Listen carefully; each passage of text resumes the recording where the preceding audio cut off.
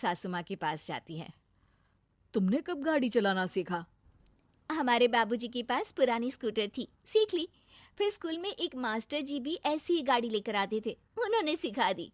हाँ हाँ, स्कूल के मास्टर आजकल यही सब तो सिखा रहे हैं।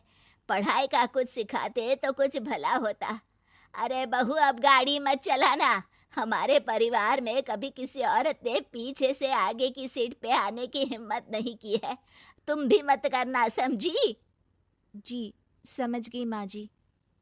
सीमा सास की बात सुनकर चुपचाप रसोई में जाकर उदास होकर खाना पकाने लगी है। सास सुबह सुबह मंदिर से पूजा करके लौट रही होती है, तभी उसे दो औरतें रोक लेती हैं और कहती हैं, अरे बहू को थोड़े अच्छे लक्षण भी सिखा दो। गाड़ी चलाने निकली थी, गांव की मर्यादा का कोई ख्याल नहीं है। वही तो।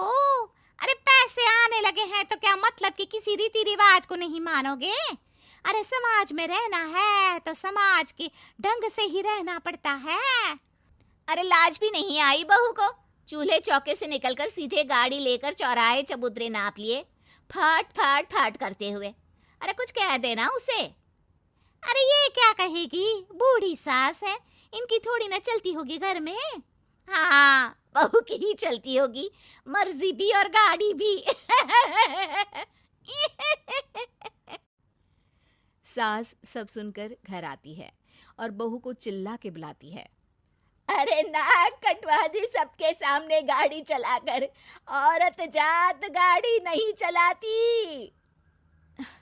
शहरों में तो 4 पहियों वाली गाड़ी भी चलाती हैं और हेलीकॉप्टर, हवाई जहाज भी। शहर में थोड़ी ना रहती हूँ मैडम साहिबा। आज के बाद गाड़ी से ही नहीं, यूं भी निकलना बंद तुम्हारा घर से। माँ सही कह रही है, कहीं भी जाना हो तो मुझे बता देना, मैं लेकर चलूंगा। आज माँ को तुम्हारे कारण कितनी बातें सुननी पड़ी। इतना कहते हुए योगेश वहां से चला जाता है। बारिश की वजह से कारखाने के रोड पर कीचड़ रहता है, इसीलिए योगेश गाड़ी घर रख कर जाता है और किसी से लिफ्ट लेकर कारखाने पहुंचता है ताकि नई गाड़ी गंदी ना हो। लेकिन शाम को इतनी तेज बारिश होती है कि उसे वापस आने का कोई साधन ही नहीं मिलता। बारिश बढ़ती जाती है, रात के 11 बज जाते हैं। रास्ते में एक नदी का ब्रिज है, अगर उस पर पानी आ गया तो योगेश कारखाने में ही फंस जाएगा। पूरी रात भूखे प्यासे बितानी पड़ेगी। घना अंधेरा, बिजली की कड़कड़ाहट और तेज बारिश। राजेश डर भी रहा था, ठंड से कांप भी रहा था।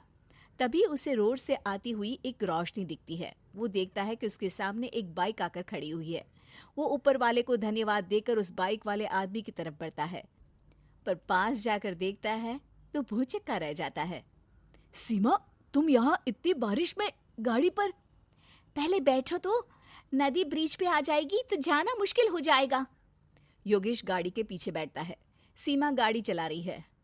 मैंने तो तुमको पहचाना ही नहीं। गाड़ी की आवाज तो पहचानी होगी ना? अरे पर मुझे नहीं पता था कि तुम आओगी। अच्छा किया कि तुम आ गई। माँ नहीं आने दे रही थी, पर हमेशा पति पत्नी की रक्षा थोड़ी ना करेगा, पत्नी को भी तो करनी चाहिए। योगेश को सुबह अपने किए पर पछतावा होता है। उसकी आंख में आंसू आ गए जो बारिश की बूंदों में बह गए थे।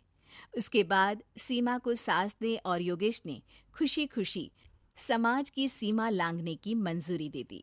अब वो जहां भी जाती फट फट फट गाड़ी पे ही जाती।